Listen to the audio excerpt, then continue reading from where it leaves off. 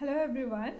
सो आज हम एक डिस्कस कर रहे हैं एक नया वीडियो जिसमें हम बैंक डिटेल्स के बारे में बात करेंगे और बैंक के कुछ कंपैरिजन के बारे में और बैंक अकाउंट कितना ज़्यादा इम्पोर्टेंट है यहाँ पर।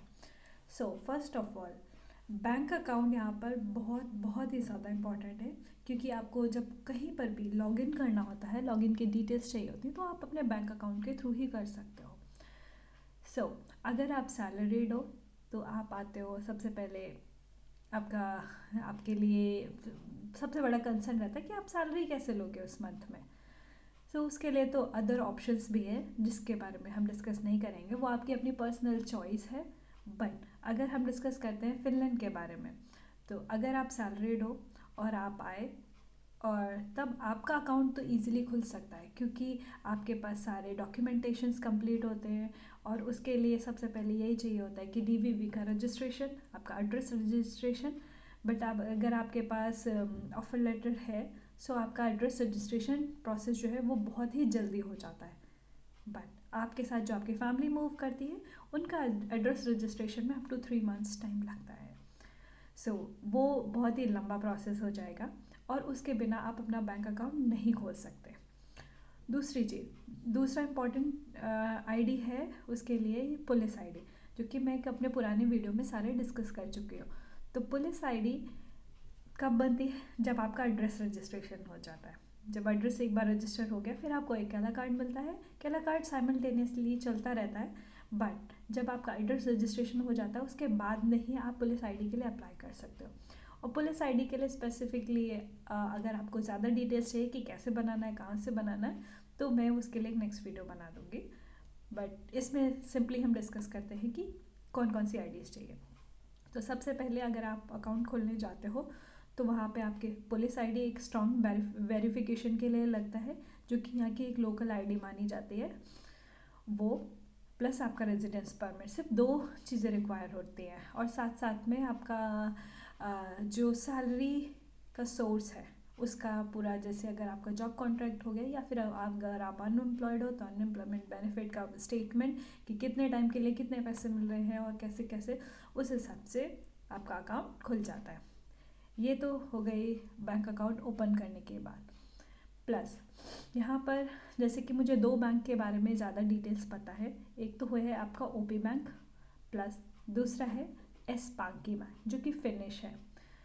तो इन दो बैंक के बीच में कंपैरिजन।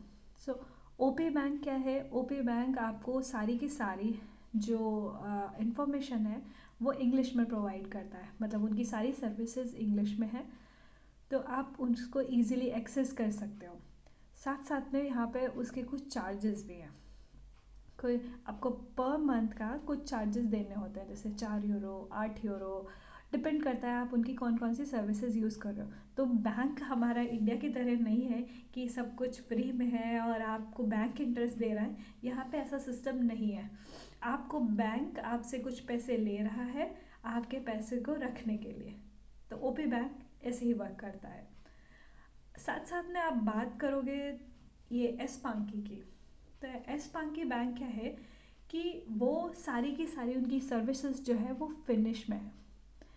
हाँ, फिनिश में आपकी सर्विसेज है, तो थोड़ी दिक्कत आ सकती है। फिनिश है स्वीडिश में, तो आपको थोड़ी ये प्रॉब्लम होगी कि कैसे लॉगिन करना है, क्या है, हर टाइम आपको ट्रांसलेटर यूज़ करना पड़ेगा।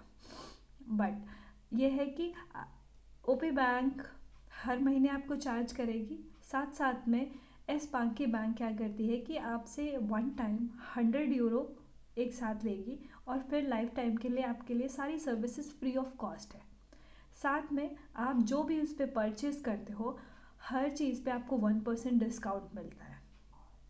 आप जितना भी कुछ सामान आपके, और उनके ग्रुप में कुछ लिस्टिंग होती है कि जैसे कि आपने प्रिज्मा गए, प्रिज्मा में वो आपका कार्ड चल सकता है, और एस बैंक में चल सकता है। नो सॉरी, एस बैंक नहीं, एस मार्केट, के मार्केट, बहुत सारे ऐसे मार्केट्स हैं जिसमें आपका ये एस बैंक का कार्ड चलता है। साथ साथ में इन सब के अपने के कार्ड्स भी होते हैं, तो वो आप लोग अगर उनकी डिटेल्स चाहिए हो कि उनके बेनिफिट्स क्या है, तो मैं दूसरा वीडियो बना दूँगी। बट फ़िलहाल आपके लिए ये बहुत इम्पॉर्टेंट था। एक और इम्पॉर्टेंट पार्ट ये है कि ओपे बैंक में भी आप ओनर कस्टमर हो सकते हो। तो ओनर कस्टमर होने के लिए आपको एक बार 100 यूरोज़ देने होंगे, बाद में आपको बहुत ही मिनिमल चार्जेस लाइक आपको लाइक 2 यूरोज़ 1 यूरोज़ इतने पैसे देने होंगे। बट एक और इम्पॉर्टेंट चीज़ है कि अगर आप ओपे बैंक में अकाउंट खोल रहे हो और आप 30 के नहीं हो तो आपको कुछ बेनिफिट्स मिलेंगे कि आपको अप टू 30, जब तक आप 30 कंप्लीट नहीं कर लेते आपको कोई पैसे नहीं देने, भले आप ओनर कस्टमर हो या नहीं हो। बट ये बेटर रहेगा कि अगर आप ओनर कस्टमर के लिए अपनी फ़ी पेमेंट कर दो और आपको इंग्लिश में सर्विसेज चाहिए तो आप ओपे बैंक को भी ऑप्ट कर सकते हैं। ये तो कंपैरिजन था। सो अगर इससे रिलेटेड और भी आपको कोई क्वेश्चन हो तो प्लीज़ आप मुझसे कमेंट बॉक्स में पूछिए, मैं आंसर करूँगी। जितना ज़्यादा मुझे पता होगा उस हिसाब से मैं आप सबको आंसर करूँगी, नहीं तो मैं आपको इन्फॉर्म कर दूँगी कि मुझे ये चीज़ नहीं पता है, और या तो फिर मैं उससे पता करके एक नया वीडियो बना के डालूँगी। And thank you so much. Bye bye. Please like and subscribe my channel. Don't forget.